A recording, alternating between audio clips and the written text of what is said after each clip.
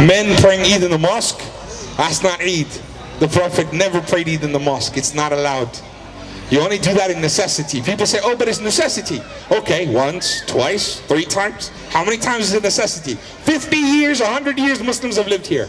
That's not necessity, that's laziness. We have to obey the messenger. He was at the Masjid al-Haram in Medina. Thousands of times the reward of praying there, but he locked the mosque. He said, no, die, let's go. We pray in the open field. Why? Because women need to pray as well. And in the masjid it's difficult. And what about the women that are not praying on their monthly? They also have to attend. They're not excused. He ordered men and women to eat. Children. He even said the young virgin, or well, technically what he's talking about is the young girls that people hide at home. They're ready for marriage and parents are scared, etc. Eid, they come out. It's matrimonial. People see who has a daughter, who has a son. Eid is the time for everyone to get to know every member of the society. Non-Muslims and Muslims get to meet each other. That's what Eid's about. And I realized the men prayed in the mosques, women sat at home, and when it came to fun, the kids just went to uncles and aunties, Chachi and Chacha's house, right? Nani and Nana's house. And what did they do there? They had samosas and some pakoris and some gulab jamun. That was Eid. And then they would go to another relative's house. And guess what they did there? They had some more samosas and some more pakoras and some more gulab jamun. And then they went to someone else's house, and this was the best one of all. They'd go there and they'd have some jalebi. That was Eid, and that's wrong. So we facilitated the Sunnah revival. Eid prayer outside, men and women. Full, completely. Number 2, children deserve a festival. Having fun, who would have thought? It's just fun, it's just playing. Did you know this is a command and order from the Prophet Sallallahu Alaihi Wasallam? If you don't have a good time for the children and give them a festival, they will look at haram and things that are harmful and bad for them. If you don't give them a healthy, good source. So we don't have the choice. We were commanded to give Eid to the children. Number 3, after the men pray outside, women give them their Eid, women prayed at home. The first Eid we ever prayed outside in London, women were crying. Older aunties were weeping. They said, I've never prayed Eid in my life. I didn't know it was like this. She said, when you started doing takbir, Allahu Akbar, Allahu Akbar, Allah, I got confused. So my point is, brothers, we need to share the beauty of it. And when you eliminate a bid'ah, you revive a sunnah, it's like triple good deeds. Lastly, the dawah aspect. Islamophobia is on the rise. Hate for Muslims is on the rise. The media, they used to talk bad about black people, then they talk bad about other foreigners, and now the Muslims are the new taste of flavor for this decade. And that's all right. It's our time. It's our time to do what every other minority did, which was they showed the beauty of their community. Look how far each one of those minorities have come. We need to do our bit now.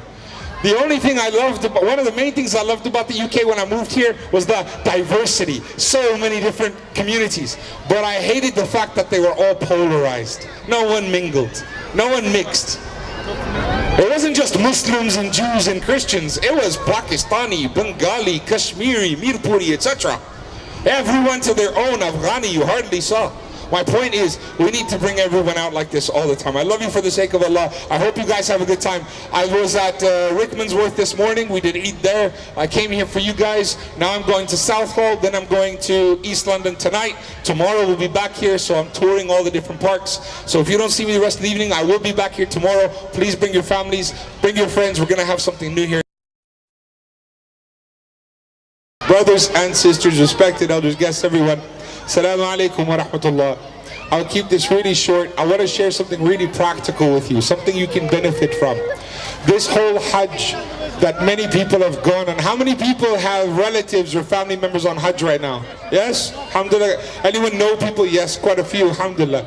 May Allah bring them back home safely with a Hajj mabrur, accepted and successful.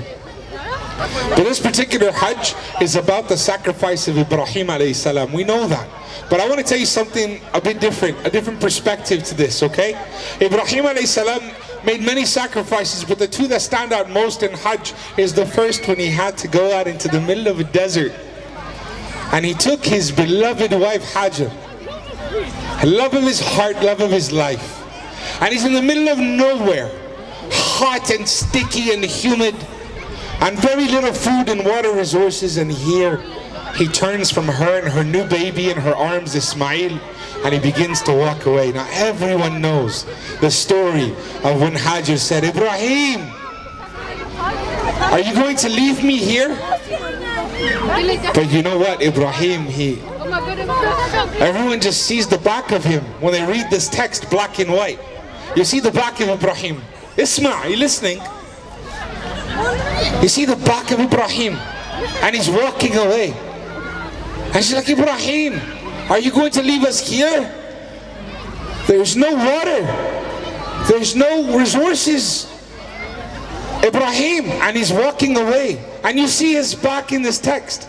But my brothers and sisters, I'm here to tell you that on the front side of his face, he was in tears. He was weeping like any husband or any father would, as he's leaving them behind, and he can't look back. He can't bring himself to say goodbye. He's been ordered to leave them there, and he can't bring himself to walk away or just say anything, so he just keeps going. And she's like, Ibrahim. And finally she realized, as most women might think the worst of her husband today, that sabr of Hajar, Allahu Akbar, that wisdom, that she said, wait, he wouldn't just do this. There must be something. So she said, Ibrahim, has Allah ordered you to do this? And that is only time he stopped and turned back and he said, yes. And she said, we will be min as-sabirin. We will be amongst the people. Allah does not do this to people. Allah is not a zalim. Allah is not an oppressor. Allah is not going to take a woman and a baby and torture them in the desert. No, there is reason for this. And anyone here been to Hajj before? Put your hands up. You've been to Safa Marwa? You remember? That's what she did. Ran back and forth. You feel the pain, the blistering heat, the pain under her feet, the rock, the rugged terrain, as she ran this long distance back and forth looking. And Zamzam was born, and the angel pierced the earth, and the miracles, Allahu Akbar, happened. But you know what? The reason why I'm saying this specifically, this example, is how she was patient. And she trusted in Allah, and Ibrahim left them, and when he returned, Ismail was a boy, a young man, and he was ordered to build the Kaaba. And he said, oh Allah, but there's nobody here to worship you but us. What do we need a big house for? It's expensive. You gotta find the materials. It costs a lot. He said, build it. They will come. And from that miracle to this day, 4,000 years, people have been going, drinking from Zamzam, bathing in Zamzam. The whole city's benefited from this well, and to this day people leave with millions and millions of gallons of Zamzam. And this well, to this day, 4,000 years, has not dried, not even reduced the slightest amount. The level has not even gone down. This is the miracle, the mu'jizah of Zamzam. To this day, no well like this exists. Anyways, the point is about the sabr of what she had when she said, we will be amongst the patient. The second example I wanted to give you was when Ismail, when he said to his son, I have to sacrifice you. I had this dream. It's crazy. I don't know, it can't be right. And look at the way his child pushed him. Today, brothers, are you listening, brothers? Today, brothers want to do da'wah, want to do something good, and families like, no, spend that time and money on us. Brother goes out to serve Allah, and his family, grandparents, aunts, and others will say to the kids, oh, poor you, your dad. They'll break the morale of the family. The stupidity of relatives today, the stupidity of Muslims today, not seeing that Jannah is right there. That guy is walking towards paradise. That woman is going towards Jannah, and the family want to pull them back. And here was Ismail, young man, did not say, Father, this is crazy. How can you sacrifice your own child? No God would do this. What kind of God would tell you? Sisters, if your husband comes to you and says, I have to sacrifice your son today, I have to slaughter my son, you better call the police. We don't have that kind of iman today, do we? To think this is from God. Nobody does that, and if they do, they're pretty insane. But here was Ibrahim, a prophet of God, not an insane person. They knew this was from Allah, and his son knew Ibrahim is a soft-hearted human being. He's gonna have a rough time. Ismail said, this is from Allah. Stand firm, father. And his father's like, wait, no, father.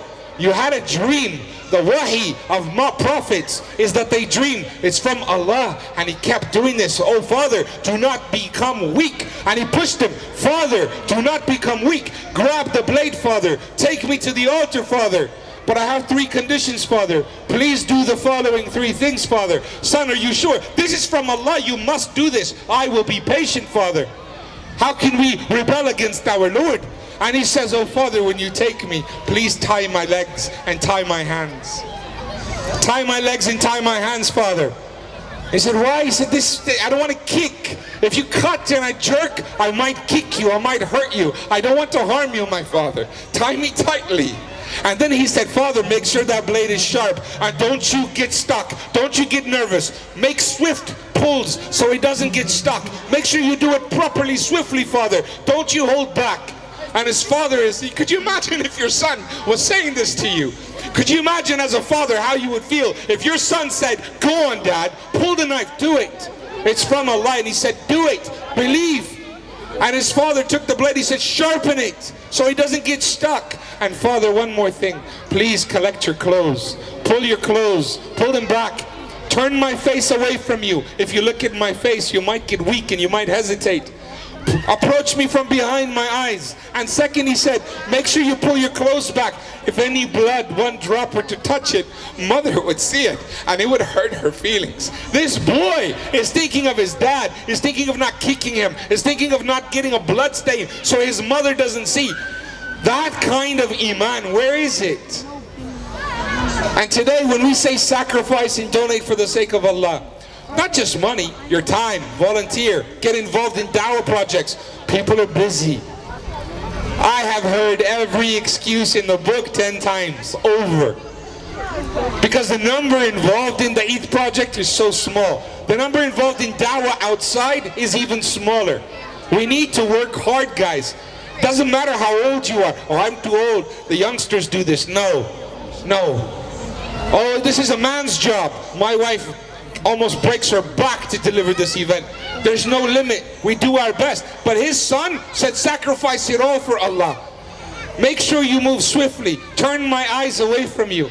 And when he did it, he said, Bismillah, Allahu Akbar. Allah removed that burden and said, you have passed the test. You do not need to give Allah anything. Allah is not in need of anything from us. The only thing that you can eat. Who bought somebody a present this Eid? Put your hand up. Who gave someone a gift? Yeah, some miserable people here. You didn't give anybody a gift. Are you that pathetic? It's Eid. That's a command from the Prophet. You better give someone a gift before tonight's over. Alhamdulillah. Did you get gifts? How about you? Did you get one? I didn't get one. Alhamdulillah. It's okay. I don't want one. I'm joking. I don't want a present. People are going to start buying stuff. You can give a gift to your mom. The best. You can give a gift to your sister, your wife. What gift can you give Allah? What does He want from you? What does He need from you? Nothing except what He gave you. Spend your money on Him, spend your time on Him, spend your energy on Him, and seek your knowledge about Him. That is all Allah wants from us, is that we present what He gives us. الَّذِي خَلَقَ الْمَوْتَ وَالْحَيَاةَ لِيَبْلُوَكُمْ أَيُّكُمْ أَحْسَنُ عَمَلًا. We have created your death, meaning definitely life's going to be over. It's temporary. The money He's given you will definitely diminish eventually. Everything you have will be taken away from you when you die. You may as well do something good with it all while you are here. When these buckets are coming around, don't just put coins in. Put your name on a piece of paper. Give us a text message. The number's there on the marquee. Text us. Pledge any amount. Support the project. More importantly, you're Lutonians. Get involved. We need volunteers. Come. You be the guy who runs the crowds that comes in. You be the person that manages the cars that come in. At least a couple hours here and there. Rotate. Do your bit, inshallah. Do dawah. Get involved. Help us do more lectures and conferences. Let us do more interfaith dialogue. These were the couple of examples I wanted to give you that you should know. From this Eid onwards, you should be a little bit different. I pray the Muslims in Luton change and become better to their community and do more for others and stop being so damn selfish. The Muslims are so damned selfish. Everything's about me. Everything's for me, my family. Everything's for my kids. I see how people spend. I will spend money if it buys me something. And that's great. That's not a bad thing. But my God, when you meet Allah, you can't count those pennies. That's gone. It's only what you spend on His path that will wait for you in the akhirah. Or your time, or your energy, or your youth before you come old. And if you're old, your last few days before you are leaving this world. I beg you all to not take offense by anything I said. These examples from Ibrahim, I am always talking to myself and my family first, and I think I am pretty damn selfish, and I think I need to look at myself and start spending a little bit more on the dawah, and I think I need to stop spending so much on many people. I think a lot of people think I buy the most expensive hair conditioner. I really don't. I hardly ever use conditioner. I don't spend money on myself, but I'm going to check my coins and make sure I spend more on you, inshallah, and you should do the same. May Allah bless you all. Fi amanillah.